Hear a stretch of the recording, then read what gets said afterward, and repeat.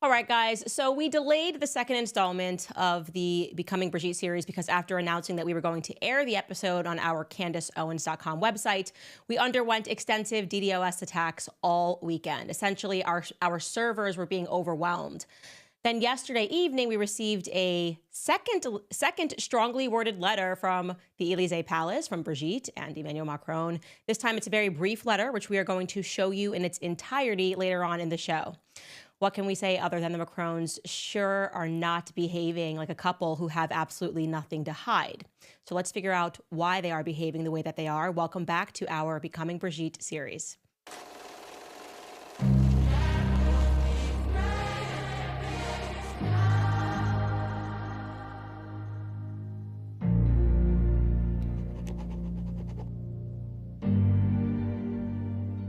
So a lot of people were wondering with the first installment, the entry to this series, why are the French people allowing this to happen? How could they allow all of these things to happen? And you're probably wondering how on earth Brigitte and Emmanuel Macron have pulled this off, essentially this mass suppression of the press so that none of us were even aware of all of this weird stuff happening in their country. How is it that Emmanuel Macron, who was virtually unknown to the public a year before he came into power, managed to scuttle the campaign of François Fillon, the man who was a shoo-in essentially for the presidency? How did he do all of this? Well, for English speakers, it's a bit like the rise of Barack Obama. Sure, yes, Barack Obama was a senator and he therefore was involved in politics to some degree, but his ascension into the presidency did sort of in many ways come out of nowhere. Except Barack Obama was not married to someone who was more than 2 decades older than him. Emmanuel Macron, just to be very clear, and I will state this again and again, was just 14 years old when he appeared in a school play at his school called La Providence. Brigitte, at that time, was a teacher at the same school who ran a theater workshop, okay? She was, in fact, 39 years old at this time and allegedly married with 3 children. One of her children, Lawrence, was the same age and therefore in school with Emmanuel Macron, okay? So the story goes that she saw him perform in a play and she was just swept away, eventually unwilling to resist her feelings for the much younger prince. So much so that she eventually divorced her husband. She broke up her family because of this.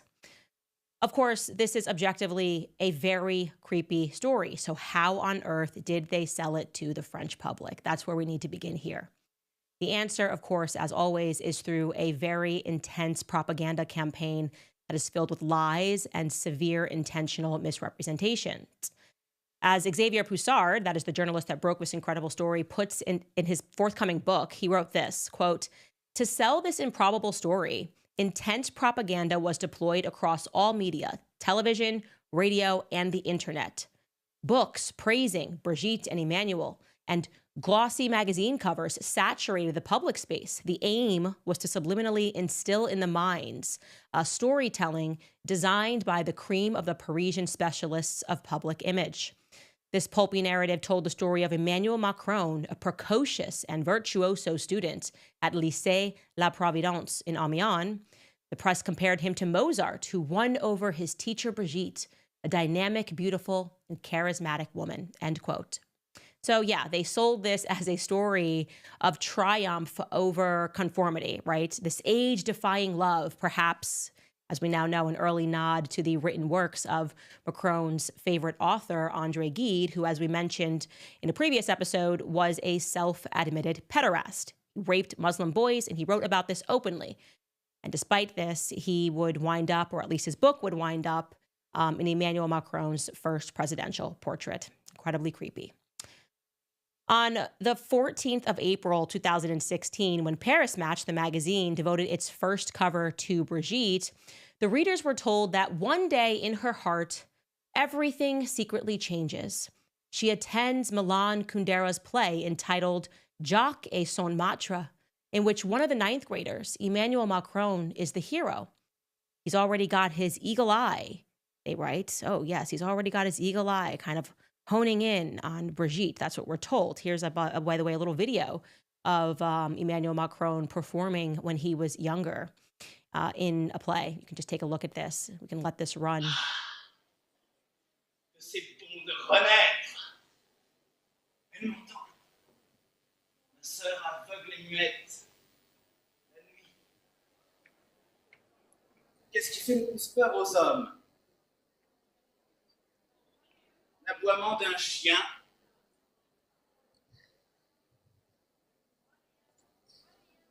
l'ombre d'un homme.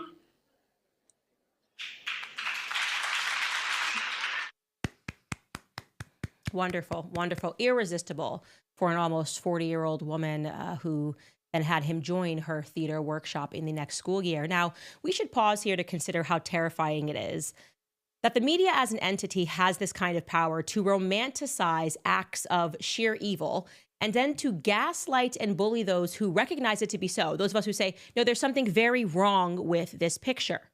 Anyways, no less than 60 newspaper covers were dedicated to Brigitte within a period of just 26 months. Paris Match alone thus far to date has dedicated 13 covers to Brigitte. Now, I would refer to that as sort of a psychological strategy of oversaturation, right? If you give the public so much information, whether it's true or false, it becomes immediately implausible to the average person that there might be something hidden, right? Because you're like, well, there's so much information. It becomes sort of the media bystander effect. If so many people are covering the story, then the story must be covered. It's already covered. There's nothing left for us to learn. So I'm going to now tell you the official legend that was established about Brigitte Macron in these early days by the media. It is as follows. First and foremost, they told the public that the age gap between them was that he was 17, an outright lie, and that Brigitte at the time was 36, also an outright lie. Now let's go through the timeline of Brigitte's prior life, which was asserted by this same media, okay? They tell us that in 1953, on April 13th, 1953, ironically the same date that the MK Ultra program came into existence, Brigitte Trogneux, maiden name Trogneux, was born in Amiens. She was the youngest daughter of a family of confectioners who prospered in northern France. Then they tell us that after a strict Catholic education with the Sacred Heart Sisters in 1974, when she was 21 years old, she married a man named André Louis Ozier, becoming then Brigitte Ozier, married to a bank executive. Following in her husband's footsteps, Brigitte Ozier began a career as a press officer at the Chamber of Commerce in Lille. And then they went on to have 3 children. One, firstborn, Sebastian, in 1975, a son. Then they had Laurence, a daughter. That's the one that was the same age as Emmanuel Macron and attended school with him. They had her allegedly in 1977. And then came Tifon. Tifon, you will come to recognize, is really the only one of the children that speaks out and defends Brigitte Macron, which is quite interesting. They had her allegedly in 1984.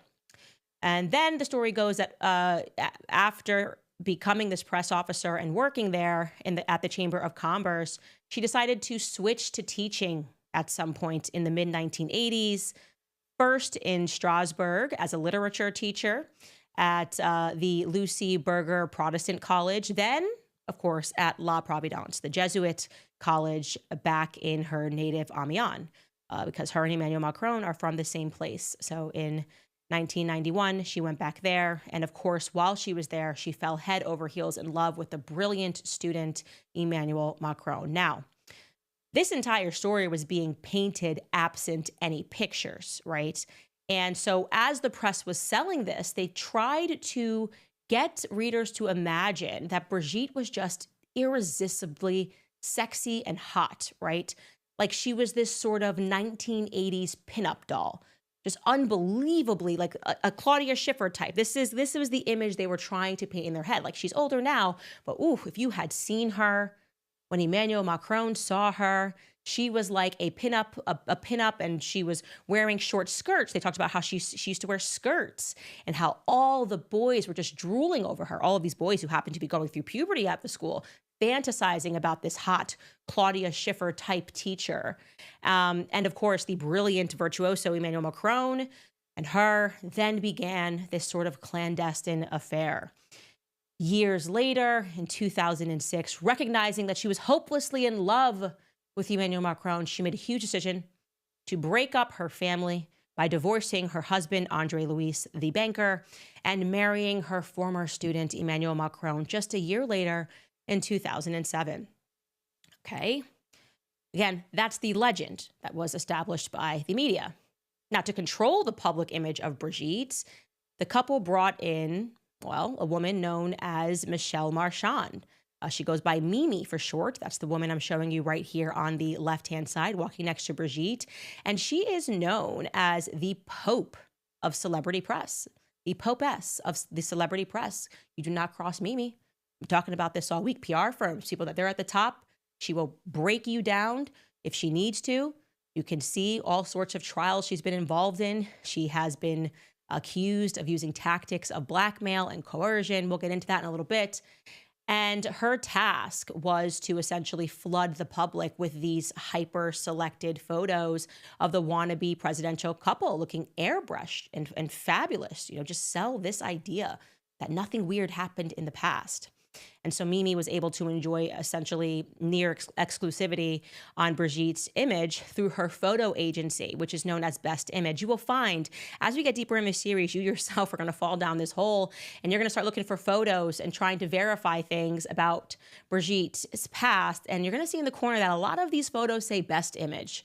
Yes, that is Mimi Marchand's photo image business. It means Mimi was in control of this image. Now, as far as the conversations that were being had between Mimi and Brigitte, there was one person acting as an intermediary. And that person's name is Xavier Niel. He is a billionaire, you should know, one of the wealthiest men in France. And I should mention that he is also the son-in-law of Bernard Arnault, the CEO and the chairman of LVMH. Yes, that LVMH, Louis Vuitton, Moet, and Hennessy. In January of last year, Bernard Arnault overtook Elon Musk to become the richest man in the world. Okay, Bernard Arnault's children, two of them, were actually taught by Brigitte in school. And you should know, two of his children were taught by Brigitte in school. Later, Brigitte developed a close relationship with Arnault's eldest daughter, who she didn't teach, Delphine, who would go on to become Brigitte's clothing provider through, obviously, Louis Vuitton's artistic director and stylist, okay?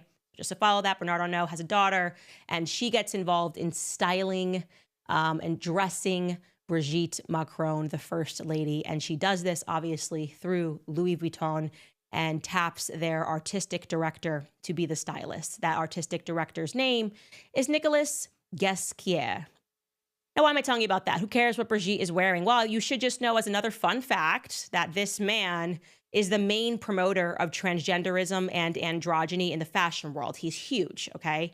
Not only has he been, and this is directly according to Out Magazine, deliberately hiring trans models and choosing them to open for Louis Vuitton's fashion show, like when he picked a 23-year-old transgendered individual named Crow Kian to open for their 2018 show in which they premiered their spring-summer collection.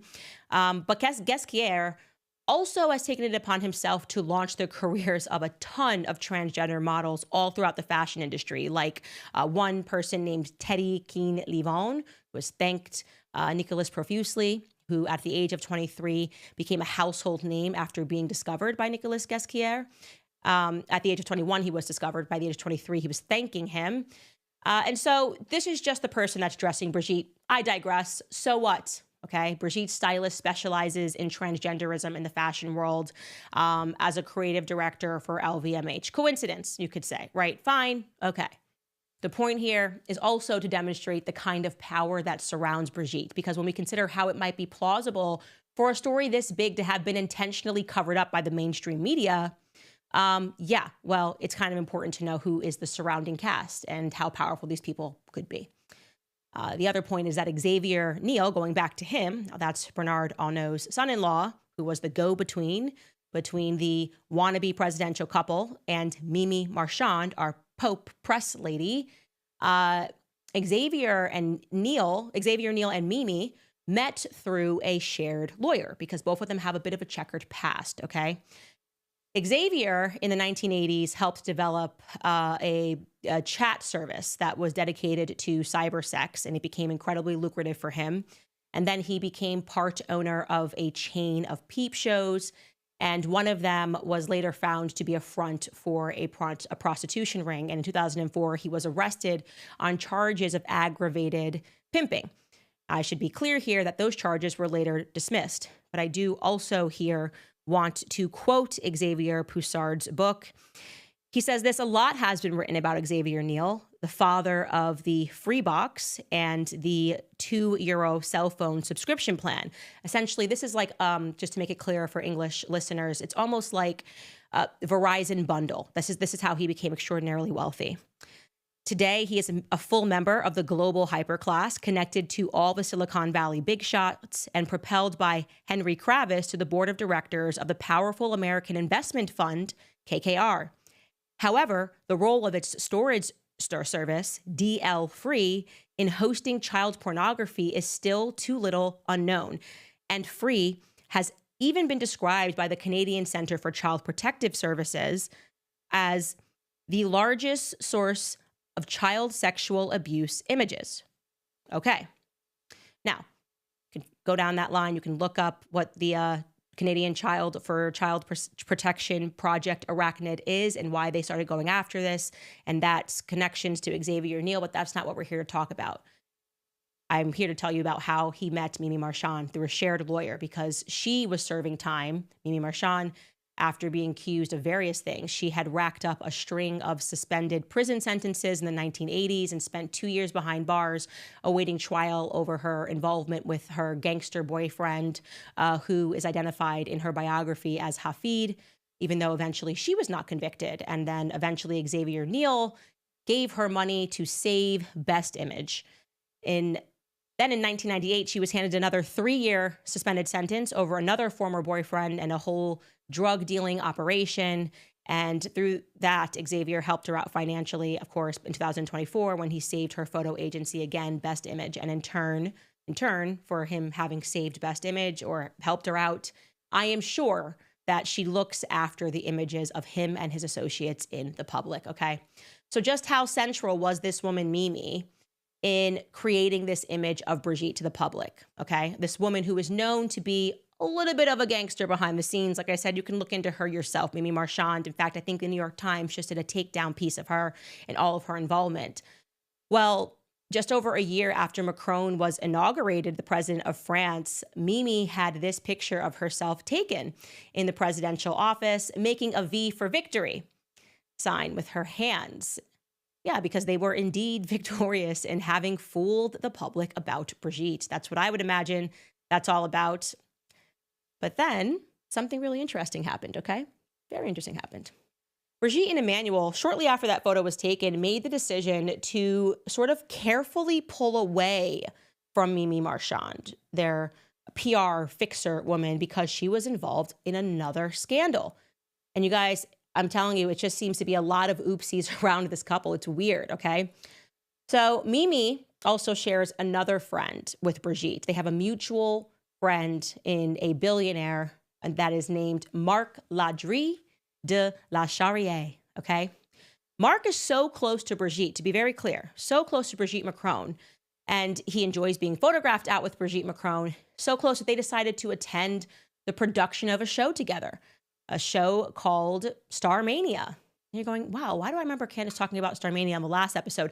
Oh, because that was the show that they attended together that was produced by Thomas Joly, where Brigitte then handpicked Thomas Joly to do the Olympics. So Marc Ladry was with her, okay, at that premiere when they were like, this is the right guy to throw on these Olympics, which, the Olympic show, which had obviously transgendered individuals, we had drag queens that were strutting. There was a lot going on that offends my Christian senses, and I would call it satanic.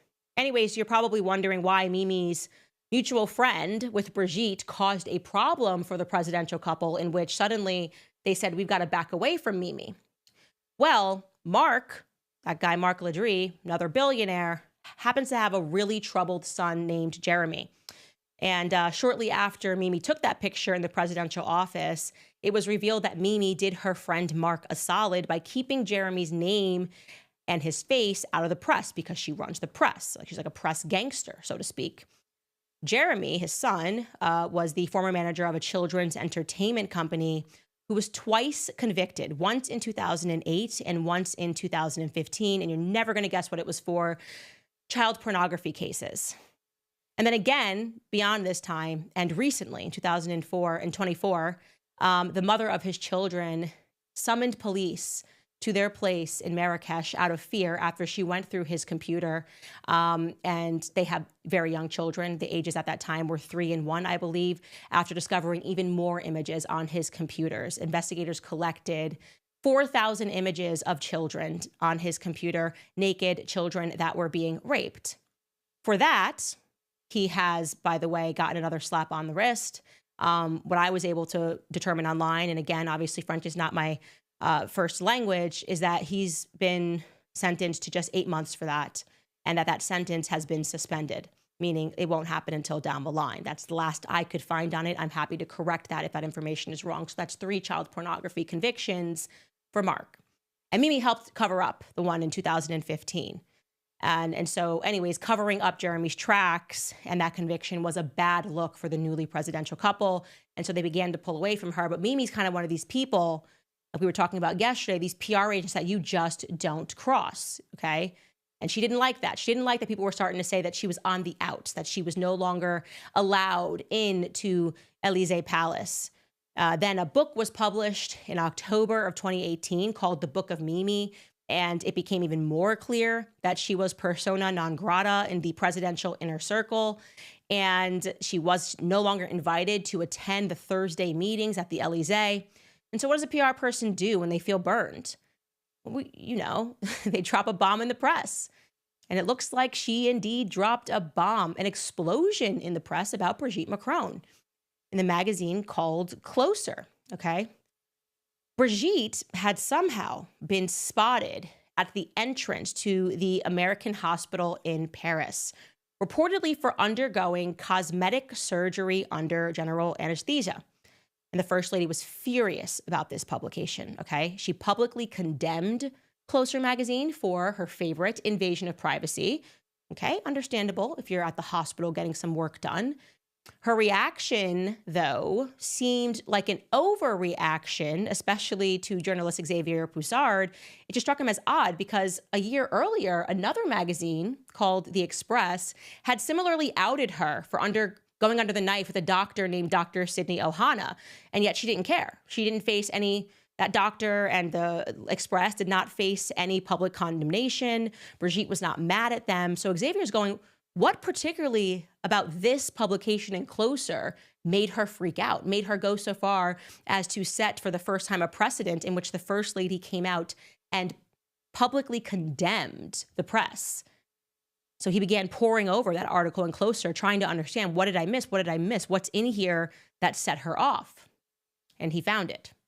You see, while Closer had not named the surgeon, they didn't at all name the surgeon who worked on Brigitte, they did this sort of petty thing where they left a massive, undeniable clue as to who the surgeon was. In the magazine, they described the surgeon as a, quote, eminent and media-savvy plastic surgeon who would keenly quote Victor Hugo, his favorite expression, woman's flesh, ideal clay. Well, there was only one surgeon who had been featured in the press with that quotation just a year earlier in Paris Match, and his name was Dr. Patrick Buey. He's a plastic surgeon at the American hospital in Paris who, in that Paris Match feature, which was entitled Operation Young Again, replied to a question that he was asked, and he said, woman's flesh, ideal clay. Now, why was this a bombshell in Closer, or rather a threat that was made, a shot that was fired, if you will, to Brigitte Macron? Because in France, Patrick Buey is known most eminently for one thing: feminization surgery.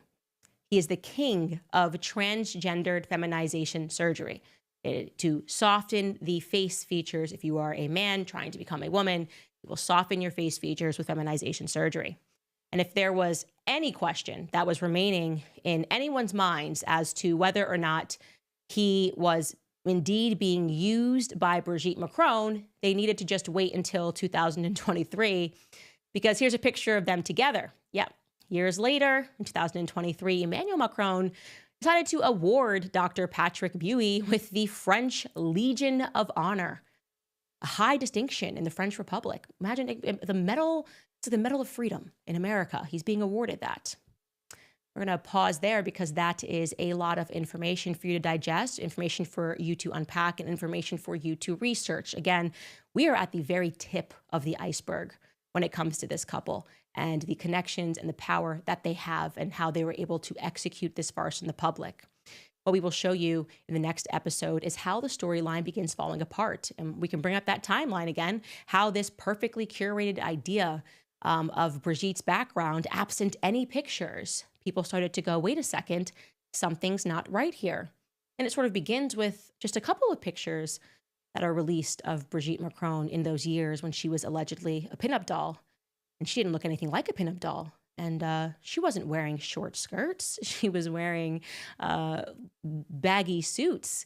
And no, it didn't seem like someone in which teenagers would be falling over themselves. Here she is right here. There she is in her teaching days. That's the hot pinup Claudia Schiffer-esque. And people began to go, wait a second, are we just being sold a bunch of lies? And the answer, of course, is going to be yes. But I want to first get into showing you the letter that we received yesterday from Brigitte Macron and Emmanuel Macron. But first, I am, before we read that letter in its entirety, going to throw it to one of our sponsors, Good Ranchers, who has stood by us from the very beginning. I absolutely love Good Ranchers. I don't know if you know this, but over 85% of the grass-fed beef in stores is imported, and that is because the country of origin labeling law was repealed in 2015. So now meat can be packaged here in the U.S. and earn a product of the USA label, even if it was born, raised, and harvested overseas. The truth is, much of the meat on the grocery store shelves is filled with things that you don't want: antibiotics, hormones, questionable origins, and even harmful seed oils. But GoodRanchers.com is changing the way to buy meat. Their meat is born, raised, and harvested right here in the USA, so you know exactly where it comes from. It's free from hidden additives, no antibiotics ever, no added hormones, and no seed oils. You can also check out the exclusive Candace Owens box with my hand-picked selections. Support my show, and you can directly support American ranchers by going to goodranchers.com/Candace to shop today. And right now, Good Ranchers is running their New Year New Meat promotion, so you and your family can easily get the quality that you deserve. Subscribe to any of their boxes and get free ground beef, chicken breasts, or salmon in every order for a year. Plus, you'll get $25 off when you use my code Candace at checkout. That's high-quality, clean protein in every order, delivered to your door for free for an entire year. So visit goodranchers.com today, and don't forget to use my code Candace, and you'll claim your free meat and $25 off. All right, guys.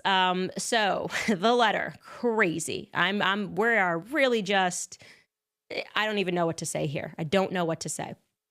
So obviously, for those of you who have not checked out the past episodes, you should. We will, here on YouTube, we will put them all together so that you can see it as a series of everything that's happened with Emmanuel Macron and Brigitte Macron. They sent us a letter, and essentially in that letter, they did not address the substance of the claim that Brigitte Macron was a woman, but began to pick apart at other things that we had said and said, this could be defamation because of this could be defamation because of that. We responded to them and basically said, look, we're not in the business of lying. Candace believes that Brigitte Macron was born a biological male. We're not doing this for funsies, obviously, okay? And we're going to give you an opportunity to answer these questions, yes or no. Very simple questions. We went over it in the first episode. Questions like, did the First Lady Brigitte Macron give birth to 3 children? Yes or no? You know, was she born a biological male? Who was the person in this photo? Etc., etc. And they did not answer us at all. We gave them, I think, what would amount to 10 days, more than 10 days perhaps, to respond before we launched the first installment of our series. We got no such luck. Then after the first installment, the introductory episode, last night, we received an email from their legal team here in the United States. And I kid you not, I'm just going to read it to you in its entirety because I've realized that they're trying to assert the claim that we picked and chose what we read to you. Yeah, it was a 100-page letter. We didn't have 3 hours, and none of it answered our question as to whether or not Brigitte Macron was a man. We get that you're trying to pretend that mistakes about colorization, could amount to defamation. We know your game. So let's jump into this letter that we received, and I'll explain to you what they're referencing and what we said back to them in our letter. So you can see it starts with letting us know that this is regarding, or since in the corner there, confidential, not for publication or attribution. I really fail at that. Then they say it's regarding false and defamatory statements about Presidential Emmanuel Macron and Brigitte Macron. They say, we write again on behalf of our clients, President and Mrs. Macron. That's the last time I think you're going to hear really about Brigitte. We were disappointed in your January 16, 2025 response to our December 3rd, 2024 letter. Despite our warnings and with full knowledge of their falsity, your client has doubled down on her defamatory allegations. We're going to get to those, and indeed expanded the scope of her defamation. We had wanted to spare Ms. Owens the embarrassment of openly confronting her false claims, but instead of doing the right and responsible thing, it seems she relishes in the public attention. So basically, they wrote me the first legal threat to spare me, you guys. They were just like, we want to help you and let you know that some things you said were wrong. And so this letter is a warning to you. How kind of this couple, truly to find this in their heart. Let's keep reading. Since our letter, Ms. Owens has published several X posts and additional podcasts, further defaming the Macrons. To the extent that the Macrons' claims suffered from any of the legal deficiencies you pointed out in your letter, which they did not, Ms. Owens has eliminated any doubts about such claims and strengthened them with her new statements, most egregiously. On January 13th, 2025, Ms. Owens falsely implied that the Macrons were responsible for the death of a journalist investigating them.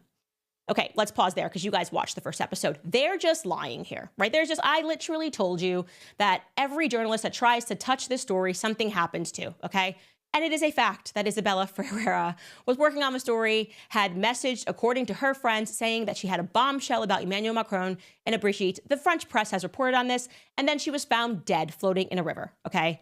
Or a pond, whatever it was. And the public said that she had drowned, and her friends said that she was not suicidal.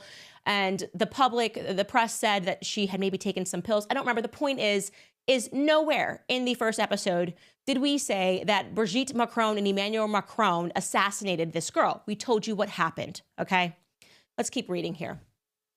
That incendiary implication is factually false, offensive, and incredibly damaging. Ms. Owens repeated this false claim on January 31st, 2025, and bolstered the implication, because they're not saying I said it, they're saying you implied it, by stating that she, meaning me, did up on security after getting the letter from Macron and because of things that we know about their network and things that are happening. Like I said, every journalist that tries to get this out.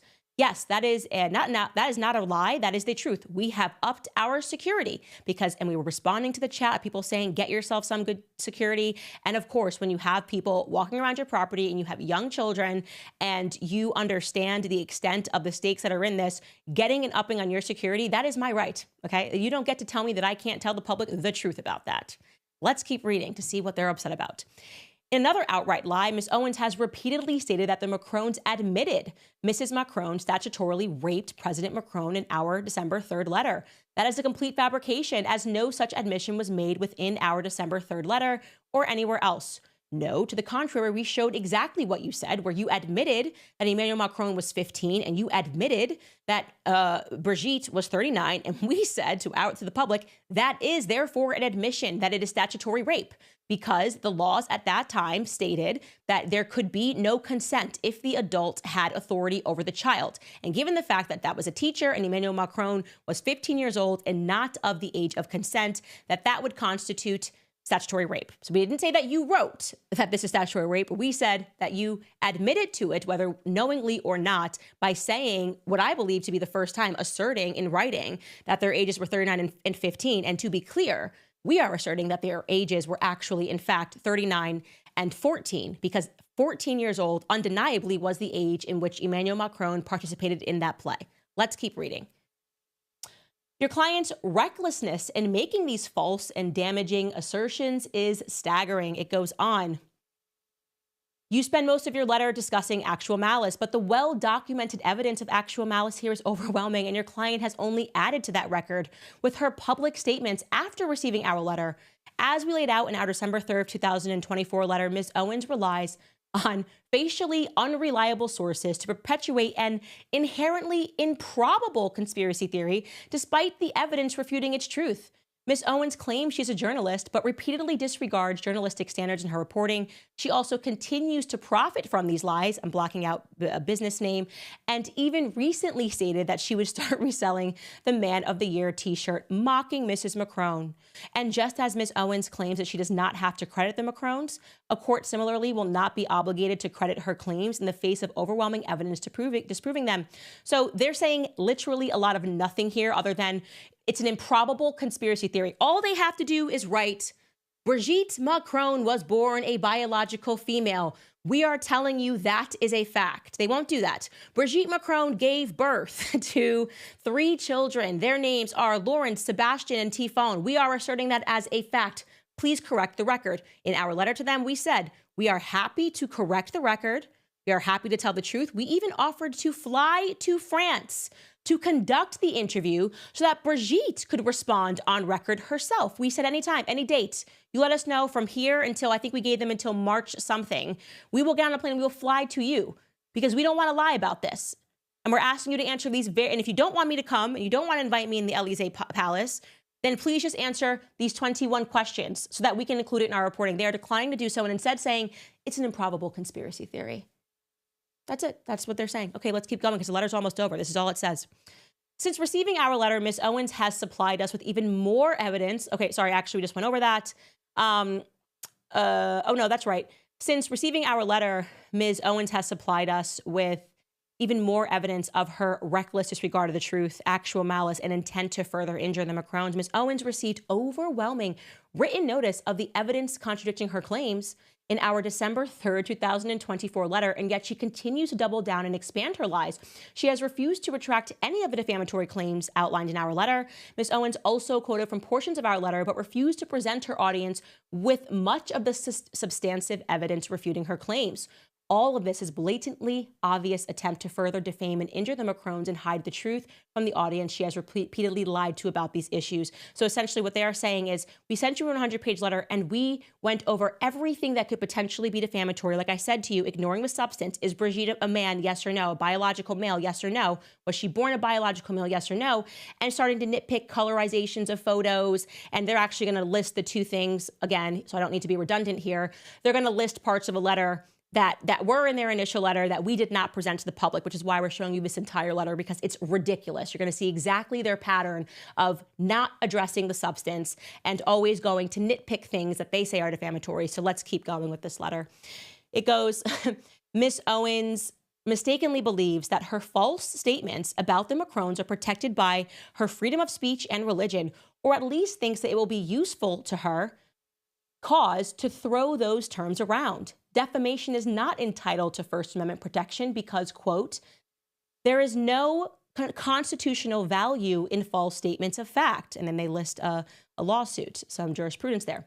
Thus, Ms. Owens cannot publish, here it comes, guys, an accusation that she knows has no evidence behind it as a fact to fit her desired storyline, and then cloak herself in the First Amendment. A defamation claim premised, in part, here we go, on Ms. Owens's false claims that the Macrons are involved with a satanic cult does not implicate any religious belief where no such group even exists. So they're saying here, and this I did, guilty as charged. They did a whole segment in their first letter about me speaking about satanic and cults, implying that they were in a satanic cult, and they're saying that that is defamation. To talk about Satan, talk about satanic cult is a form of defamation. And they're asking me to correct the record, and I'm saying I'm not doing that because as a Christian, okay, I know that satanic cults do actually exist. And for them to allege that I said that they couldn't exist, that they don't exist, is completely insane and a violation of my right to practice my religion. So I'm going to hold the line on that. I'm going to go hold the line, which I did tell you guys, on speaking about my viewpoint and the viewpoint shared by many, that the Olympic ceremony was satanic. That is, even the main participant, Barbara Butch, okay, the lesbian who was at the center of that, laughed about the New Testament in her Instagram story and then pulled it down. You don't get the right to tell me that you're going to sue me for defamation because I'm talking about Satanism in a context that makes you uncomfortable since you handpicked Thomas Jolly to put on this performance. My answer is no. So let's keep reading your letter and get to the other points that you feel that I've taken away, okay? Likewise, the remaining false claims made by Miss Owens are not based on her religious beliefs just because she uses religious rhetoric to gain followers. Yeah, that's what I'm doing every Mass. Every Sunday, I'm just trying to gain followers. Your equally ridiculous explanation to excuse Miss Owens's false statement from legal liability that the statements are supposedly rhetorical hyperbole also fail. So on this next portion, my lawyer wrote back to them because they said another defamatory claim was me saying Emmanuel Macron was a psycho, and they're alleging that that is defamation. Again, none of this is about the substance of the claim that Brigitte's a man, but we're going to give you what their response to is that. First, if Miss Owens sincerely believes that what she says, which she repeatedly claims the statements are not rhetorical hyperbole, statements that consist of rhetorical hyperbole, a vigorous epithet, or loose figurative or hyperbolic language are protected because they cannot reasonably be interpreted as stating actual facts about an individual. Ms. Owens cannot simultaneously take the position that she believes the truth of her defamatory assertions and that those statements are exaggerations that no reasonable person would take seriously as statements of purported fact. If anything, this nonsensical argument in your letter only further demonstrates that Ms. Owens deliberately distorts the truth for shock value to her audience, a further admission of her malice and financial incentive to defame the Macrons. Moreover, the context of her statements flatly disproves any notion that Ms. Owens was not seriously maintaining an assertion of actual fact. To the contrary, Ms. Owens repeatedly asserts that she is providing facts and recently noted a trove of evidence of her false claims. Ms. Owens stated this clearly and eliminated any doubt that she was engaging in rhetorical hyperbole when she claimed on January 10, 2024, that she is exposing what she deems to be the truth. Previously, she made the defamatory assertion that President Macron is a psychopath, while citing research supposedly supporting her allegation and claims that Mrs. Macron's purported sexual abuse of President Macron turned him into a psychopath. With her claiming to expose the truth that is supported by research, no reasonable listener could possibly believe that Ms. Owens was engaging in rhetorical hyperbole not meant to be taken seriously. So I'm showing you this full letter because it's important for you to understand this is the exact strategy that they have gone after reporters, okay? In France, when you see suddenly the mainstream media goes, she won a defamation claim, it's never about whether or not Brigitte Macron is a man. She's never won that ever. It's always about this person identified the wrong person in the photo. She's saying that Emmanuel Macron was a psychopath. Does she have the credentials? Is she able to, as a non-PhD in psychiatry, to assert that he's a psychopath? I'm going to go to court and find out. And then when they win and they get like a civil harassment charge, their media, who I just explained to you in this episode how they control that media, rushes to print that she won a defamation suit. Have you heard them once throughout this entire letter simply assert that Brigitte Macron was in fact born a female? Have you heard them assert that Brigitte Macron did not, the current First Lady, transition? No, it's petty little claims. This is just the end of the letter here. I'm not hiding anything from you. Let's keep going. And yes, it is true. Both of these things were in their first letter about him being a psychopath and about satanic cults. They wrote that your claim that the Macrons have not been damaged by your client's false statements is further belied by the second sentence of your January 16th letter. In your words, Candace is an international sensation. Oh, thank you, lawyer. Thank you. I got a good lawyer. He's so kind. Her false claims have reached an international audience. The views, the likes, the comments, the downloads, the shares of her false statements provide conclusive proof that Miss Owens's fabrications are believed and repeated. It is self-evident that Miss Owens's proliferation of these false claims has resulted in impairment of reputation and standing in the community, personal humiliation, mental anguish, and suffering. Suffering so much so, ladies and gentlemen, that they won't just simply answer the basic question that we are asking. Are you Brigitte Macron? Were you Brigitte Macron born a biological female? Circle yes or no. Please stop with these letters, please. Anyways, it wraps up by them demanding this rather bizarre demand. Lastly, your letter does not acknowledge our legal hold demand. For your convenience, we repeat it here. Till these issues are resolved, please ensure that your principals and all of your sources are preserving and retaining emails and text messages, audio, visual recordings. Yeah, okay, dummy, it's all here on YouTube, okay? Like, oh, what do you think we're hiding? We've already asserted what we think. I've said it 1,000 times. I believe Brigitte Macron was born a biological male, okay? And then transitioned into a female. That is my belief. I don't know how many times I can say it. What do you think you're gonna find in my messages? Like, what's your smoking gun here? You got it, dude. We're acknowledging it publicly. We will keep all of our YouTube files. We will keep all the video files. We'll keep our text messages, our logs, our tweets, okay? Our tweets, so you can show that I meant what I said, and then you can explain why it is that you can't just answer the questions. Again, this is just an intimidation tactic. They obviously have not answered any of our questions to put an end to this, which completely removes them from this claim that they're being so mentally anguished, but they can't just simply assert the truth, dancing around things that nobody cares about. Nobody cares. She called Emmanuel Macron a psycho. That is just, that hurts. But he didn't care, obviously, when the Algerian press referred to him as a homosexual psychopath. They weren't sued. It's coming after Candace. No, a lot of people have asserted that Emmanuel Macron is a psychopath and have not been sued. But he wants us to know he's really serious. He's coming to Tennessee. I think, do it. Stop wasting your time with these letters. Go, file the lawsuit, okay? The entire world wants to know the answer to the question. And I believe I already know the answer to the question. Like I said, we are peeling back the layers of this onion very slowly, helping people to understand who is in your circle, how we were able to pull this off, how you were able to gaslight the entire world, which you're doing right now, okay? Because this is what you do. We're going to reveal your legal strategy of not addressing the elephant in the room as you complain about things around it. Oh gosh, well, she said psycho. She said, oh, he's a psycho. How could she say that? He's so hurt. He's anguished. You're pathetic, Emmanuel. Okay, you're absolutely pathetic. This letter is pathetic. So when you send me back a letter and then quote me saying that it's pathetic, just know I'm going to stand by that too. Okay? I believe in Satanism. I don't think it's a figment of anybody's imagination, first and foremost. So good luck with that in American court, especially in the South, where people still have faith, you know? And good luck trying to prove that you're not a psycho when tons of people have purported in the press that you are psychopathic and that they saw that during COVID. Tons of people wrote about that, about your mental condition, and you will never, ever, ever get me to transform my opinion that you were groomed by the person you eventually married in 2007, Brigitte Macron. I believe she's a man. How many more times can I say it? How many more ways can I say it? Should I say it in French? Parlez vous français? Should I learn a little bit of French to say it in another way? This is just getting ridiculous, okay? The entire public is now paying attention, Emmanuel and Brigitte, and I know you're staying up late to watch this at the Élysée Palace, probably all in a room. You're probably standing next to your next PR agent now that you've sunk Mimi because things were becoming apparent about her history. I know that you're worried about this, not because of somebody calling you a psycho. How thin-skinned could a G7 leader get, okay?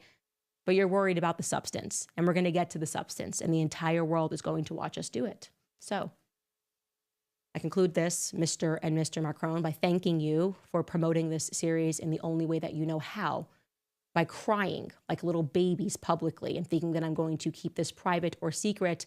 I believe in radical transparency. I tell my followers everything because I view them as friends. I don't even view them as fans. I view them as people who, like me, are concerned citizens who have a right to know who the hell is running our countries. It's that simple. And I'm very concerned about who is running your country. I'm very concerned about it. I'm very concerned about their ties to the American media. And I'm very concerned that most people in the world are just hearing about this story, which is demented, okay? And it gets more demented every episode. So we're not going to stop. And whoever it is behind the DDos attacks, you're not going to be able to stop this. For those of you that are watching, we ask you to support our work as independent journalists, obviously. The best way for you to do that is to go to CandaceOwens.com.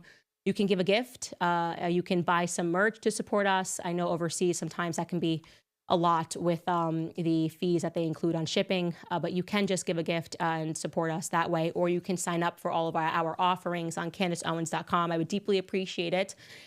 We are aware that everything that we do, we take tremendous risk, but we feel that it is necessary risk to protect children.